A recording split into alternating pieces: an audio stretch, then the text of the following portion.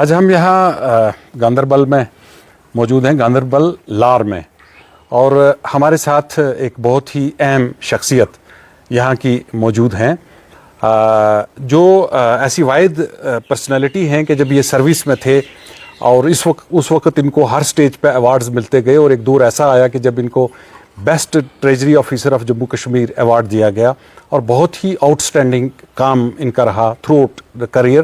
اور سروس سے جو ہے وہ فارغ ہونے کے بعد انہوں نے سیاست جوائن کی، پیپلز ڈیموکریٹک پارٹی کی رکنیت حاصل کی، اور اس پلیٹ فارم سے انہوں نے الیکشن لڑا، اور بہت ہی نیرو مارجن سے وہ الیکشن جو ہے ان کے ہاتھ سے نکل گیا.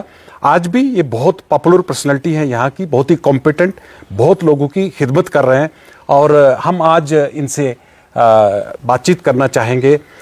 سب سے پہلے تو تھوڑی سی مدت کے لیے سروس کیریئر کے بارے میں کچھ بتائیے. اور ان کا نام ہے سید جماعت علی شاہین. یہاں کی جو سادات برادری ہے اس میں بہت ہی پرومیننٹ شخصیت کے روپ میں دنیا ان کو پہچانتی ہے. اور پہلا سوال کہ اپنے سروس کیریئر کے تعلق سے ناظرین کو چند جملے ضرور آپ سنائیے.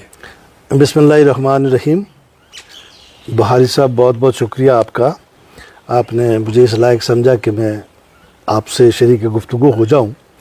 تو جہاں تک سروس کا تعلق ہے، جموں کشمیر فائنانس ڈپارٹمنٹ میں میں نے مختلف پوزیشنز پہ کام کیا، اور جونیئر پوزیشن سے میری انٹری ہوئی تھی محکمہ میں، اور اللہ تبارک و تعالیٰ کا کرم رہا اور بڑا محنتی رہا میں. تو میں نے الٹیمیٹ پوزیشن یعنی کہ چیف اکاؤنٹس افسر ہمارے ہاں اس محکمے میں پوزیشن ہوتی ہے، وہاں تک میں پہنچا، اور لاسٹ پہ ٹریجری افسر سول سیکریٹریٹ میں at the rate of 58 retire ہوا. جیسے کہ میں نے محکمہ R&B میں، جنگلات، پاور ڈیولپمنٹ ڈپارٹمنٹ، محکمہ سیاحت، لوکل باڈیز، پھر لانگ ٹرم جو میں نے نوکری کی 8 سال میں پولیس ہیڈ کوارٹر میں رہا، ڈیولپمنٹل ایکٹیویٹیز جو تھی ان کی اس ونگ کا اکاؤنٹس کا میں ہیڈ رہا. اور پھر گیزٹ سروسز میں جب ہم داخل ہوئے تو ٹیکنیکل ایجوکیشن میں جب میری پوسٹنگ ہوئی تو اس وقت ہمارے کمشنر سیکرٹری فائنانس تھے ویاس صاحب، جو ہمارے چیف سیکرٹری ویاس. تو انہوں نے مجھے بلایا، تو انہوں نے مجھے کہا کہ جماعت I want to change your order, میں آپ کو وہاں نہیں بھیجنا چاہتا ہوں ٹیکنیکل ایجوکیشن. میں نے کہا سر کیوں؟ کہا یار آپ کا میں نے یہ پروفائل دیکھا، مجھے بہت اچھا لگا، you have wonderful profile and wonderful past, تو اس لیے میں آپ کو کنٹرولر بنانا چاہتا ہوں JNK PMGYS کا. اچھا. تو میں نے کہا سر ٹیکنیکل ایجوکیشن میں کیا خرابی ہے؟ کہا that is hub of vigilance. یہ ان کا کہنا تھا. وہاں 5 ویجیلنس کیس ہوئے تھے. تو میں نے کہا سر آپ اگر مجھے موقع دیں تو میں وہیں جانا چاہتا ہوں. یہ ویجیلنس انسان کا اپنا دماغ ہے، اپنی سوچ ہے، اپنا دل ہے. یہ چیلنجنگ بات تھی. تو میں نے کہا سر اوکے. اس نے کہا اچھا آئی ایم لوکنگ فارورڈ، لیکن میرے پاس نہیں آنا، آئی ایم لوکنگ فارورڈ، آپ کب آؤ گے جناب چینج کرو؟ تو کہا میں تبدیل اس وقت چینج نہیں کروں گا. میں نے کہا سر نہیں آؤں گا، چینج کے لیے نہیں آؤں گا. اور بخاری صاحب اللہ تبارک و تعالیٰ کا کرم، آؤٹ آف 5 کیسز 4 کیسز جو تھے وہ میں نے فائل کروائے وہاں جا کے، کیونکہ میں اوپر سے فائل کبھی نہیں پڑھتا تھا. میں چونکہ چھوٹی پوزیشن سے بڑی پوزیشن پہ آیا ہوں آن دی بیس آف ایکسپیرینس، تو میں نے ان سارے کیسوں کو ڈیپ روٹڈ پڑھا. میں نے زیرو سے یہ فائلیں پڑھی کیا معاملہ ہے. اور آؤٹ آف 4 کیسز جو تھے وہ میں نے فائل کروائے. 5واں کیس پروسیس میں تھا کہ میری ایک اور پروموشن ہو گئی، چیف اکاؤنٹس افسر ہم بن گئے، اور پھر مجھے وہ محکمہ چھوڑنا پڑا. اور بحیثیت ٹریجری افسر اللہ تبارک تعالیٰ کا کرم رہا، چونکہ اس وقت سیکریٹریٹ ٹریجری جو تھی وہ پورے جموں و کشمیر کے انکم اینڈ ایکسپینڈیچر کو مانیٹر کرتی تھی. There was a single point that was secretariat treasury, جہاں سے پوری اسٹیٹ کی آمدنی اور خرچ جو ہیں وہ دیکھے جاتے تھے. اور مجھے کئی بار فخر حاصل ہوا اس چیز کا کہ آنریبل فائنانس منسٹر صاحب بھی فون کرتے تھے، میں کہتا تھا جناب آرام سے سو جائیے، یا فائنانس سیکرٹری صاحب فون کرتے تھے. مرحوم اقبال صاحب، he was a very competent principal secretary finance, then chief secretary. تو ہاں کیا حال ہے ٹریجری کا؟ سر فائن، آپ مطمئن رہیں. تو every wire in every position, جو چھوٹی پوزیشن سے لے کے بڑی پوزیشن تک جتنے میں نے 12-14 ڈپارٹمنٹ دیکھے, تو every wire I was awarded. Because آپ کو حیران ہو جائیں گے یہ سن کے کہ میں نے اپنے پورے سروس کیریئر میں صرف 13 دن ارن لیو لی ہے. دیکھیے یہ کمٹمنٹ تو ان کا خاندان ہمارے پورے جموں کشمیر میں لوگ ان کو پہچانتے ہیں, باجی فیملی یہاں کشمیر سے, اور بہت قدر کی نگاہ سے ساری دنیا ان کو دیکھتی ہے. تو اس گھرانے سے تعلق اور پھر امیجیٹلی سیاست میں آنے کا پلان یہ پہلے سے دماغ میں تھا؟ بالکل نہیں تھا بخاری صاحب.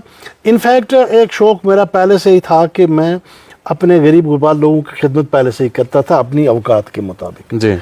ہر ایک کی مدد کرنا, جیسے یہاں ہمارے علاقے کی یہ بیوہ عورتیں ہیں, ان کی درخواستیں چلانا, ان کو فائنینشیل اسسٹنس کروانا, ان کے کرنا. تو اس کے بعد علاقے کے مسائل یہ حل کروانا, کسی منسٹر کے پاس سیکریٹریٹ میں تھے, درخواست لے گئے, جناب یہ مسئلہ ہے میرا, یہ مسئلہ ہے, تو ہر کوئی عزت ہی کرتا تھا, ہاں جی یہ ٹھیک ہے, جنرل کام کہتے ہیں. پھر ایک اچھا ایک دور آیا ہمارے لیے, میرے علاقے کے لیے, کہ 2002 میں ہم لوگ اسمبلی کے لحاظ سے حلقہ انتخاب گاندربل کے ساتھ جڑ گئے. اچھا. کنگن سے ہٹ کے ہم گاندربل جڑ گئے. اس سے پہلے ہم کنگن میں تھے, اور کنگن میں مسلسل ہمارے جو میاں فیملی, میاں خاندان ہے, وہ ہمارے حکمران رہے, ایم ایل اے رہے, منسٹر رہے. تو 2002 میں ہم جڑ گئے گاندربل کے ساتھ. اچھا, یہ حصہ ادھر آ گیا, یہ ہمارا علاقہ اسمبلی انتخاب گاندربل کے ساتھ جڑ گیا. اور اتفاق یہ ہوا کہ پیپلز ڈیموکریٹک پارٹی کی حکومت آ گئی, اور ہمارے یہاں مقامی ایک آدمی قاضی افضل صاحب جو تھے وہ الیکشن جیت گئے اور وہ منسٹر بن گئے. تو that was the reason and that was the base کہ جو میرے علاقے میں ڈیولپمنٹ ہوئی. پھر قاضی صاحب ہمارے لوکل ایم ایل اے تھے, اور ہم نے ان کی پوزیشن جو تھی منسٹر بھی بنے, خوب اس کو استعمال کیا. علاقے میں سڑکیں بنوائی, ٹرانسفارمر لگائے, 20-25 ٹرانسفارمر لگے جی. بہت بڑی بات. 2 یا 3 ٹرانسفارمر تھے کل علاقے میں, 2-3 پرائمری اسکول تھے. تو آج میرے علاقے میں 2 ہائی اسکول ہیں, اور مڈل اسکول میرے خیال میں 20-25 ہوں گے. پرائمری اسکول تو مجھے یاد بھی نہیں کتنے ہیں. سڑکوں کا جال بچھایا ہم نے اپنے علاقے میں, ہم خود بھی آئے, بڑی اچھی سڑکیں ہم نے دیکھی. یہ سارا پی ڈی پی دور میں ہوا. تو وہ ایک ذہن ہمارا رہا اس میں, حالانکہ میں پیپلز ڈیموکریٹک پارٹی کا پولیٹیکلی نہ کبھی حصہ نہیں تھا, تو نہ کوئی سیاست میں ہم ایکٹیو سیاست میں یہاں اس طرح مین اسٹریم میں آنا چاہتے تھے, مطلب اس سیاست میں الیکشن کی سیاست میں نہیں آنا چاہتے تھے. پھر کیا ہوا کہ 2024 کے جب اسمبلی الیکشن آئے تو مجھے لوگوں نے جبرن پکڑ کے تو یہ الیکشن لڑایا. اس میں کچھ جن کے خلاف میں لڑا ان کا بھی رول ہے میرے الیکشن لڑنے کا, اور جنہوں نے لڑایا ان کا بھی رول ہے. تو جس سے آپ حیران ہو جائیں گے یہ سن کے کہ میں نے صرف 30 سیکنڈ میں فیصلہ کیا کہ مجھے الیکشن لڑنا چاہیے. کیا بات ہے, صرف 30 سیکنڈ. یہ بھی ایک دلیری چاہیے. ہاں, اتنا, جیسے کہ میں آپ سے بات کر رہا ہوں, میں نے آپ کی بات سے اتفاق نہیں کیا یا آپ کی بات سے میں ہرٹ ہوا, تو آپ نے مجھے کہا کہ مجھے بھی کام ہے, آپ کو بھی کام ہے. میں نے کہا مجھے کام ہے, اور آپ کے سامنے میں نے فون اٹھا کے بشیر میر کو کر دیا کہ مجھے ابھی ملنا ہے اور مجھے الیکشن لڑنا ہے. And it was decided just with in 30 seconds, not 30 minutes. اور پارٹی کا بھی بڑا پن کے انہوں نے ایک دم ایکسیپٹ کیا. دیکھیے پارٹی کا معاملہ یہ ہوا جب بشیر میر صاحب اور میں محترمہ سے ملنے گئے, تو we were on way to Srinagar. I got telephone call from Congress headquarters کہ آج رکیے, کل آپ کیا کہتے ہیں اس کو جوائن کیجئے. تو میں نے کہا تو مجھے سیاست جوائن نہیں کرنا تھا, تو ان کو کیسے پتہ چلا؟ تو خیر ہم نے کہا جی سوری, کیونکہ یہاں پہ کوئی اور پوزیشن نہیں بنتی. تو جب ہم میڈم کے پاس پہنچے تو بشیر میر صاحب نے بتایا, تو میڈم چپ رہی, لیکن وہ ہمارے اس سارے خاندان یا فیملی بیک گراؤنڈ کو غالباً جانتی تھیں. ٹھیک جی. تو پھر اس کے بعد ہم نے ان سے کہا کہ اگر ہم الیکشن نہ لڑیں تو وہ ٹھیک رہے گا, تو ہم پارٹی کی مدد کریں گے جو کینڈیڈیٹ آپ کا ہوگا. ٹھیک ہے. اچھا. تو وہ کچھ نہیں بولی, وہ صرف میرا سنتی رہی, اور اس کے بعد وہ اپنے کمرے میں چلی گئی. وہاں سے انہوں نے ایک لفافہ نکالا ڈائر سے, وہ انہوں نے اپنی جیب میں رکھا, اور ہم پبلک میں آ گئے. اچھا. تو جو ہی میرا اعلان ہوا کہ جماعت علی شاہین پی ڈی پی میں جوائن کرنا چاہتے ہیں, تو میڈم نے وہاں ہی کہا کہ ہاں, انہوں نے شی اوارڈڈ می کہ ہاں جی یہ ہمارے کنگن سے کینڈیڈیٹ بھی ہوں گے. اوہ بڑی بات جو ہے. میں سوچ بھی نہیں سکتا تھا. تو یہ قدر ہو سکتی ہے. اب ہم ڈائریکٹ اور اس سارے مارکے میں یا میڈم کا ایک دم مجھ پہ بھروسہ کرنا یا مجھے الیکشن میں جانے کے لیے بشیر میر صاحب کا ریکمنڈیشن کرنا, دیٹس اے بگ. بشیر میر صاحب لیجنڈ پولیٹیشین. بشیر میر صاحب ہمارے کنگن کے نوجوان اور بہت ہی ٹیلنٹڈ ہیرو ہیں. وہ ہمارے نوجوانوں کے ہیرو ہیں, نوجوانوں کے وہ بہت مقبول ترین آدمی ہیں, اور انہوں نے اپنی زندگی کو ہمیشہ داؤ پر لگا کے دریا سے لوگوں کو نکالا ہے. کہیں ڈوبے ہوئے نکالے ہیں, کہیں گاڑیوں کے حصے نکالے ہیں, کہیں لاشیں نکالی ہیں. تو بشیر میر جو ہیں وہ یہاں کے ہماری کنگن کانسٹیٹوئنسی نہیں, اب تو خیر ماشاء اللہ اس نے گاندربل میں عمر عبداللہ کو جو ٹوپی گرائی, عمر عبداللہ نے معاف کرو بیکاز آف بشیر میر. کیونکہ شاید میرے خانے کا بھی کارن وہی ہوا ہوگا کہ بشیر صاحب کو گاندربل شفٹ کیا. اچھا تو وہ ادھر ہوتے تو الیکشن کا رزلٹ کچھ اور ہوتا. میرے پاس ٹائم کم تھا, نیا نیا پہ آیا تھا, الیکشن پیک پہ تھا جب مجھے مینڈیٹ دیا. اور میں میڈم کا بھی تہ دل سے شکریہ ادا کرتا ہوں کہ میں نے پی ڈی پی میں کام نہیں کیا تھا, تو انہوں نے کیسے ایک دم مجھ پہ بھروسہ کر لیا. آپ نے ثابت کیا کہ ان کا فیصلہ ٹھیک تھا. ذرا سی بات جو ہے وہ آج میں سوچتا ہوں, جب میں نے الیکشن ختم ہو گیا پھر میں نے سوچا کہ میں کس پریشانی میں آ گیا.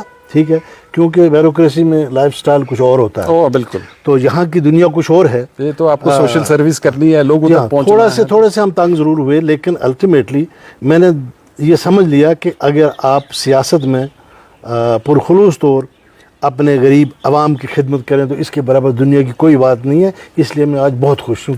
I did well, though I was مطلب بہت لیٹ کر دیا میں نے. تو ایک بہت ہی امپورٹنٹ معاملہ وہ یہ کہ مرحوم آیت اللہ خامنئی, ان کے جنازے میں محترمہ محبوبہ مفتی جو فارمر چیف منسٹر بھی ہیں اور پیپلز ڈیموکریٹک پارٹی کی ہیڈ بھی ہیں, تو انہوں نے جموں کشمیر کی وہاں پہ نمائندگی کی. پوری دنیا کی جو مسلم کمیونٹی ہے آج کی ڈیٹ میں ان کے سینٹیمنٹس جو ہیں وہ ایران کے ساتھ ہیں, اور خاص کر آیت اللہ خامنئی کی جو فیملی ہے ان کے ساتھ جو ہے وہ بہت جذباتی طور پر پورے مسلم اس وقت کنیکٹڈ ہیں. آپ یہ مجھے بتائیے, جو جموں کشمیر میں ہمارے خاص کر کشمیری جو دنیا ہے یہ بڑی ایموشنل دنیا ہے, تو یہ محترمہ کا وہاں جانا, ان کے جنازے میں شریک ہونا, اور مختلف جگہوں پہ چونکہ وہ فیڈ بیک آتی رہی سوشل میڈیا میں اور ہر جگہ پہنچتی بھی رہی, تو وہ جو لوگوں کی اٹینشن ہے ان کے وہاں جانے سے آپ کیا سمجھتے ہیں کہ لوگوں کے دلوں میں قدر میں اضافہ ہوا ہوگا؟ بخاری صاحب یہ سوال آپ نے میرے قد اور میرے سائز اور میری وہ کیا کہتے ہیں کمپیٹنس سے کافی اونچا پوچھا, لیکن اتنا میں آپ کو اس طریقے سے جواب دوں گا. خامنئی صاحب کے حوالے سے جو آپ نے بات چھیڑی, آج سے 1440 سال پہلے اسی اہل بیت صاحبزادے نے قربانی کربلا میں اپنی جان کا نذرانہ دیا. وہ کس لیے دیا؟ جی اسلام کو بچانے اسلام کو بچانے کے لیے, اپنے نانا کا دین بچانے کے لیے, اور یہی ان کی قربانی. دیکھیے دنیا میں جو نفس پیدا ہوا ہے اس نے مرنا تو ہے. ہاں بالکل. تو same was the case with حضرت امام حسین, ان کو مرنا تو تھا, لیکن ان کی موت نے دین اسلام کو تا قیامت کیسے زندہ رکھا, کیسے کنٹریبیوشن دی, اور کیسے دنیا کے مسلمانوں کو ایک جھنڈے کے نیچے رکھا, اکٹھا کیا. جی اسی طریقے سے خامنئی صاحب بھی اسی خاندان کے چشم و چراغ ہیں, اور آج کے دور کی بھی وہی صاحبزادے تھے, وہ بھی وہی سیدزادے تھے, اور انہوں نے جو ظلم کے آگے, جو باطل کے آگے, جو کفار کے آگے, جو یزید کے آگے, جو امریکہ جیسے شیطان کے آگے وہ اگر نہیں جھکے, انہوں نے جان کا نذرانہ دیا, اپنے بچوں کا نذرانہ دیا. لیکن آفرین ہے, فخر ہے اس موت پر, ہمیں فخر ہے خامنئی صاحب کی اس موت پہ کہ جس نے پورے دنیا کے مسلمانوں کو ایک جھنڈے کے نیچے کر دیا.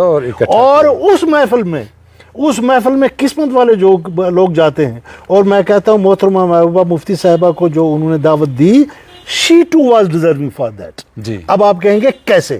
جب یہاں پہ ایران اور امریکہ کا جو یہ لیٹسٹ فساد ہوئے, جو یہ شیطانی کھیل کھیلا امریکہ نے, تو اس وقت تو محترمہ محبوبہ مفتی صاحبہ تو بیان دیتی رہی نا ایران کے ہاں ان کے حق میں اور مسلمانوں کے حق میں, ایران کے حق میں. بالکل ہمیں فخر ہے محبوبہ مفتی صاحبہ پر. اور she is not only the leader of Muslims of Jammu and Kashmir, now she is the leader of Muslims of پورے ہندوستان. ناٹ اونلی دیٹ بلکہ now she has landed in the world. آپ اس کو انٹرنیشنل لیڈرشپ کے وہ ایک انٹری اس حساب سے مل گئی, چونکہ گلوبل میڈیا جو ہے اس کی فوکس میں رہا یہ ایونٹ. انٹرنیشنل مسلم لیڈرز کی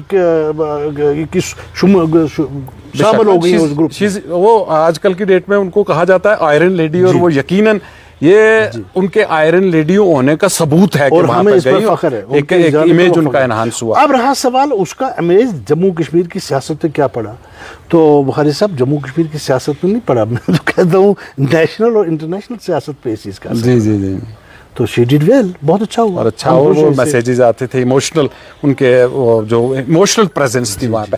ایک اور امپورٹنٹ چیز حضرت, یہ سیاست ہماری جو ہے وہ کچھ ایک تبدیلی کی طرف جاتی ہوئی نظر آ رہی ہے, کیونکہ نیشنل کانفرنس کی حکومت بنی اور انہوں نے بہت سارے جو ہے وہ وعدے کر لیے پبلک سے, اور وقت گزرتا گیا, پبلک انتظار میں رہی کہ یہ وعدے جو انہوں نے کیے ہیں, چاہے وہ نوکری کے تعلق سے ہوں, بجلی کے تعلق سے ہوں, ڈیولپمنٹ کے تعلق سے ہوں, ان میں سے کوئی وعدہ پورا کرنے میں یہ اس طرح سکسیسفل نظر نہیں آئے.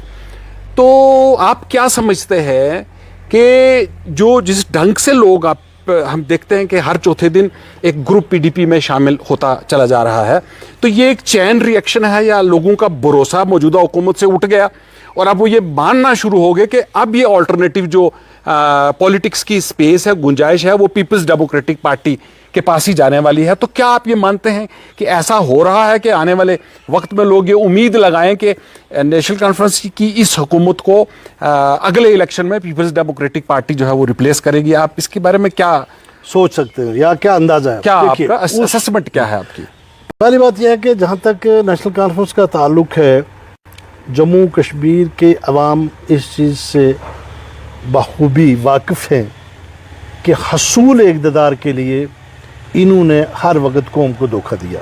حشر ہوا, آپ نے دیکھا, کمیونل کرائسس ہوئے, ادھر ہوئے ادھر ہوئے, لیکن اس کے بعد اس نے ہندوستان کے ساتھ الحاق کر لیا.